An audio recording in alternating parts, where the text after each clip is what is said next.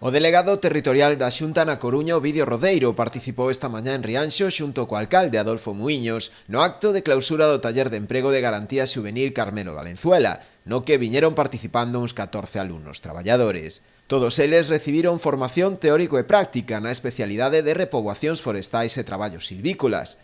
Segundo explicou o propio Ovidio Rodeiro, a iniciativa enmárcase no compromiso da Xunta por mellorar as capacidades formativas dos mozos e facilitarlles tamén a súa incorporación ao mercado laboral. A experiencia que nos dan esta participación dos alumnos neste tipo de obradoiros é que nos 6 meses seguintes á finalización desta formación é que os mozos se incorporan ao mercado laboral. Falamos dunha especialidade que ten un camiño amplio de desarrollo, sobre todo tendo en conta que Galicia é unha potencia forestal en España.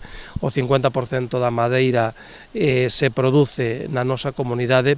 Hai moitos montes que é necesario cuidalos máis, que é necesario atendelos, polo tanto, aí hai un camiño importante para que os rapaces teñan moitas posibilidades no ámbito forestal e, dende logo, ese é o obxectivo que perseguimos todos. Pola súa banda, o alcalde agradeceu a aportación da Xunta, que permitiu mellorar, por unha banda, a capacitación profesional dos mozos rianxeiros, pero por outra, a realización de obras e prestación de servizos de interese para o municipio, como foi a recuperación para uso público dun espazo degradado na zona do Turreiro, a carón do río Té. A colaboración da Xunta e a cooperación da Xunta en que sexa unha realidade esta escola Obradoiro, que permitiu integrar ou crear un bosque de ribeira prácticamente novo, agochado polas xestas, en unha zona verde do parque empresarial, que se non fose actuacións como é a que se levou a cabo aquí, dificilmente verían a luz.